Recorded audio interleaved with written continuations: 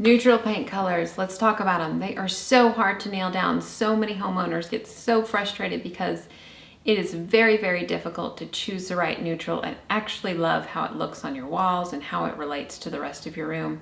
So if you are trying to choose a neutral paint color and you just about want to rip your hair out, this video is for you. We are going to talk about the 5 best tips that I have. I'm going to share my 5 best tips on how to choose the right neutral for your space, and then I'm going to share 5 neutrals in each category of neutral. So you got your beiges, your grays, your greiges, your taupes, and your whites. 5 of my top picks, so that hopefully after this video you will have some idea of how to go about choosing the right neutral for your space. I promised you 5 tips on how to choose the right neutral for your space, but before I do, I want to mention that I have a cheat sheet that I would love to send to you for free. Make sure to sign up at the link below. I will give you my best neutral colors, even more than these, so if you loved this list but you want even more, make sure to sign up for that. Okay.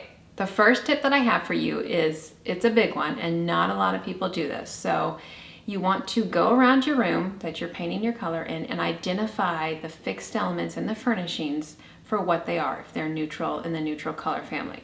Like if you have a blue couch, you don't really need to be like super stressed about, well, what undertone is this in terms of putting a neutral color on the wall. It's when you're dealing with neutral fabrics and neutral stone and things like that that you need to identify it for what it is. So you want to go around to your countertops, your cabinets, your flooring, if it's not like a neutral or light brown wood floor, your furniture, rugs, anything that would be too costly to exchange or too costly to replace, and identify them for what they are in terms of neutral colors. Are you dealing with a gray? Are you dealing with a beige? Maybe you're dealing with a taupe.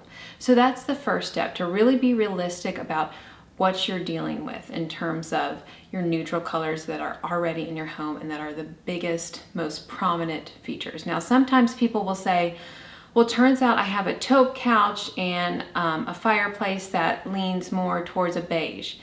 Whatever is most prominent, that's what you should go with, and then just kind of decorate around that, and that's how to kind of get around that.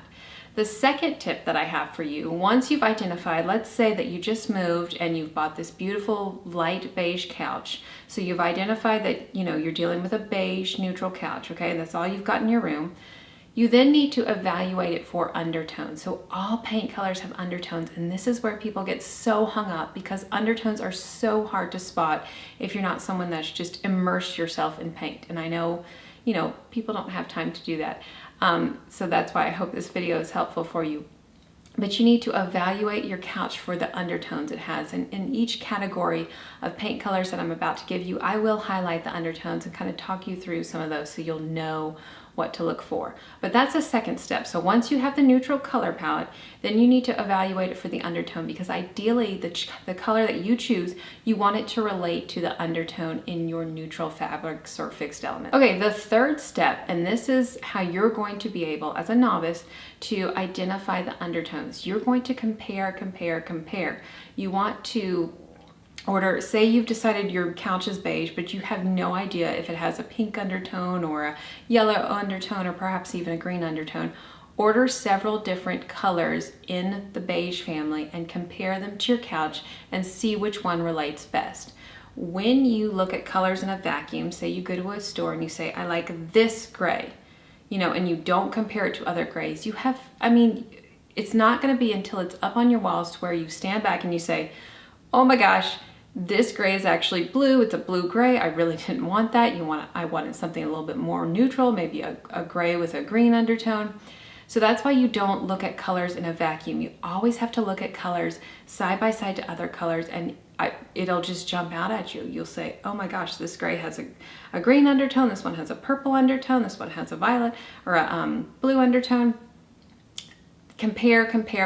That is really the only way, as someone who isn't a color consultant, can really see the undertones. And honestly, that's how I have to look at colors a lot of times. I mean, I know a lot of these like the back of my hand, but I have to look at multiple colors to kind of see what undertones, you know, which paint color has which undertones. So that's step 3. Okay, now step 4 is to order samples. Now you can either go to Home Depot, Lowe's, whatever, get a paint can, paint a pretty large square on a piece of pure white paper or poster board, or you can order those peel and stick samples. I love those. They come super quick. I actually have a code for you guys that I'll link below. But you want to put them on a pure white poster board. I cannot stand when I see that people are sampling paint colors, say they're sampling beige paint colors, and they're putting them up on a gray wall. You have no idea, honestly, what the color is like when you don't put it on a pure white backdrop. So you always want that pure white backdrop so that you can accurately see the color. And so that's step 4, and that's a very important step in the process. Okay, the final step in this process is to look at your light. So, you know, this is why online photos really kind of mess people up, because one, the light coming in it's been manipulated, okay? They've turned off all the overhead lighting for the most part. They've added artificial lighting. They've also used an editing software for the most part to kind of bring up the light. So it is very, very hard to really get a good read on what paint will look like when you're looking just at online photos. You can never take those photos and say, okay, great, that's how this color is gonna look in my home. The same goes for if you visit a friend and she's got agreeable gray on the walls and it looks absolutely gorgeous. It's not going to be the same in your home unless you literally have the exact same house, the exact same floor plan, you know, it's oriented to the sun the exact same way. You just won't be able to replicate it. So you want to choose a paint color by evaluating it, you know, all the other steps that I've shown you. And then the last step is to sample it on the walls and see how it reacts to the light in your room. For example, some of these colors that I'm going to give you are a little bit too dark if you've got north-facing windows. The color's going to go a little bit too muddy. You're not going to like them. On the opposite end of the spectrum, if you've got a ton of natural light and you want a really, really light color, you might find that it washes out and you have to go a little bit darker. So that step is super crucial. They're all very crucial. But I hope that you kind of have learned a little bit of something, and now we're going to get into my top 5 picks in each color category. Okay, now that you know a little bit something about, you know, how to choose a neutral color, let's get into my favorites in each category. Now we are going to start with beiges.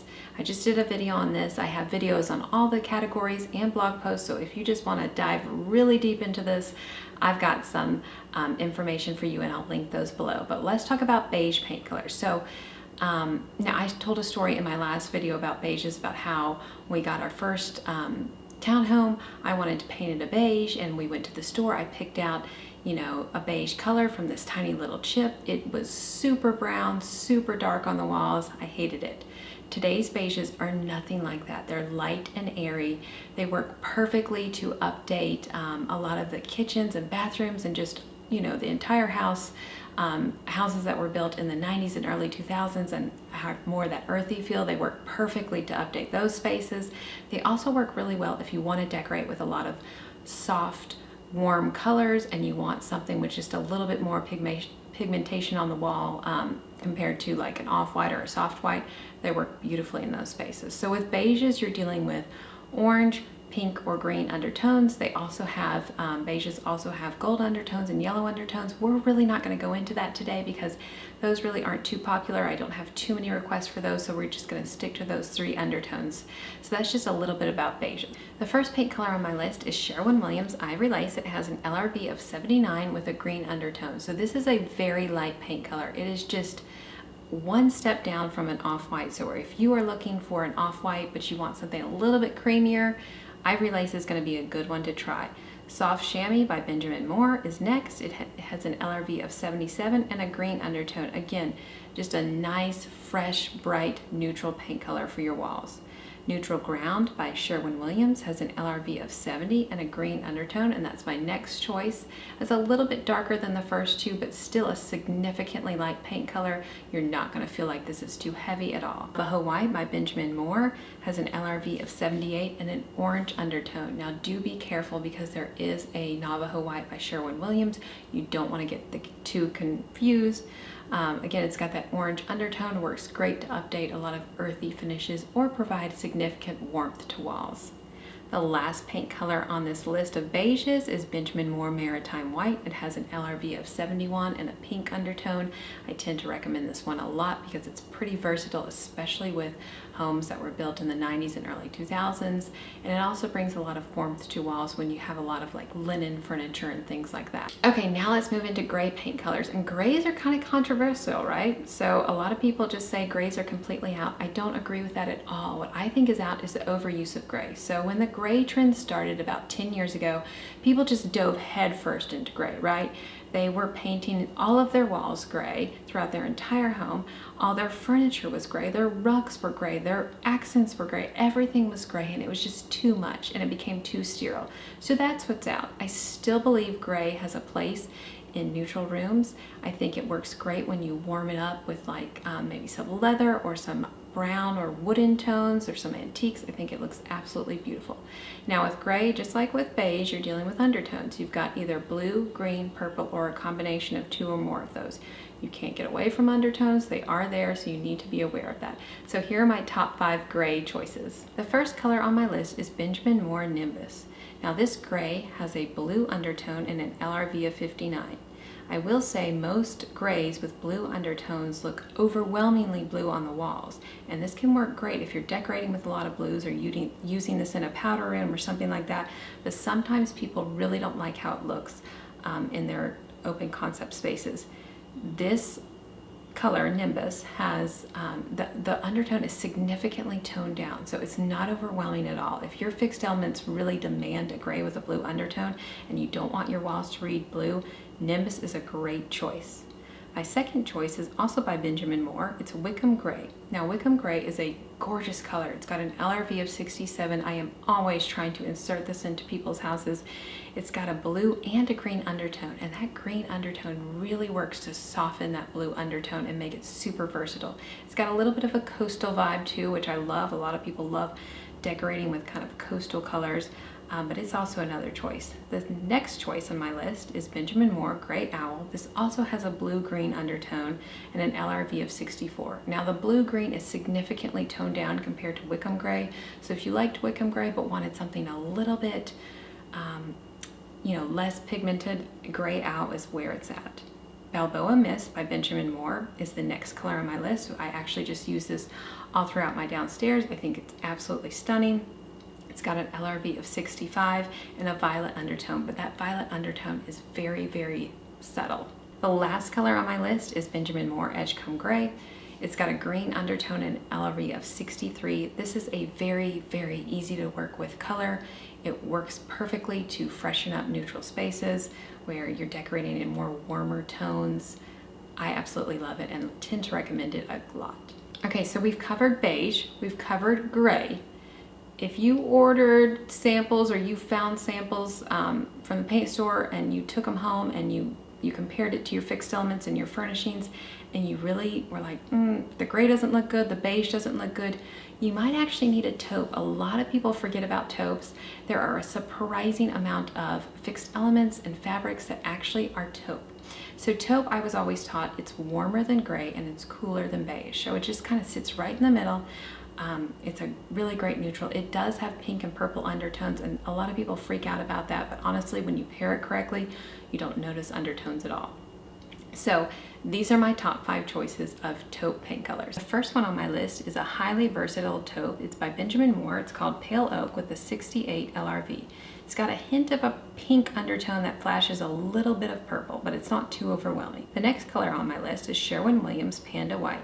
Has an LRV of 77 and has a little bit of a pink undertone and not too much purple. Fossil by Benjamin Moore has an LRV of 71 and a purple undertone. Pacer White by Sherwin-Williams has an LRV of 73 and it has a pink and both a purple undertone. The last paint color on my list of taupe colors is Sherwin-Williams Egret White. Now it has an LRV of 70 and it has a pink and a purple undertone. Okay, so the next color category of neutrals on my list is greige. Greige is super popular. It's a blend of gray and beige. A lot of people like it because it's not quite as cool as gray and it's not as warm as beige, so they really like it. It's very similar to taupe in that it is kind of a blend of gray and beige, but it doesn't have that pink and purple. Now some Greiges do lean a little bit into purple, but just slightly. Most of them lean into green, which makes them very, very neutral for a lot of spaces. The first color on my list is Benjamin Moore Classic Gray. It has an LRV of 75 with a green undertone. This is a very light paint color, and if you want something that's just a little bit darker than off-white or soft white, this is a great choice. As is my next choice, which is Benjamin Moore Gray Mist. It has an LRV of 74 with a green undertone. Moving into Sherwin-Williams Accessible Beige, which is a super popular paint color, it has an LRV of 58 and a green undertone. Now this paint color is very popular, but honestly, it's a little bit too dark for a lot of houses because it just goes muddy pretty quickly. So if you want to choose this for, your walls, make sure you see how it looks on the walls before you commit. I do think it looks beautifully on cabinetry, and a lot of people are using this on cabinetry, especially in those warmer kitchens with a lot of warm wooden tones, and I think it looks absolutely gorgeous. Benjamin Moore Revere Pewter is next. It has an LRV of 55 and a green undertone, and it's very similar to Accessible Beige. Again, a lot of people aren't absolutely drenching their walls in this, but they are using it in small doses in cabinetry, and it's gorgeous. The last paint color on my list of greiges is Sherwin-Williams Oyster White with an LRV of 72 and a green undertone. Okay, the final category, what everyone has been waiting for because people are so obsessed with whites now. Everyone is searching for the perfect white, the perfect creamy white, the perfect, true white. So I'm gonna go over my top 5 choices. Now, before we get into those, I just want to kind of rewind, like, all other neutrals, whites have undertones too. So you're either dealing with whites that have cool undertones, like blue undertones. There are true whites that don't have any undertones, which is, it's kind of crazy to find a neutral that doesn't have any undertones. And then there's whites that have yellow or greige undertones, and these are our soft whites. These are where most people are leaning towards. A lot of people kind of want something a little bit warmer on walls than stark white. So that's just a little bit about white paint colors. Now let's go over my top 5 choices. The first color on my list is my favorite, Benjamin Moore White Dove. It has an LRV of 83. It is very creamy, but it also has, because it has that yellow undertone, but it also has a greige undertone, which really works to significantly cool down the yellow undertone, making it super versatile. The next color on my list is by Sherwin-Williams. It's Alabaster. It's a very popular white. If somebody tells me that they want a very, very creamy white, I tend to recommend Alabaster a lot. Greek Villa by Sherwin-Williams is next. Again, it's very creamy. It's got an LRV of 84. It really doesn't have that greige undertone that White Dove has, and it's not quite as yellow as Alabaster. So if you like the vibe of Alabaster, but you want something a little bit less creamy, Greek Villa is a perfect one to sample.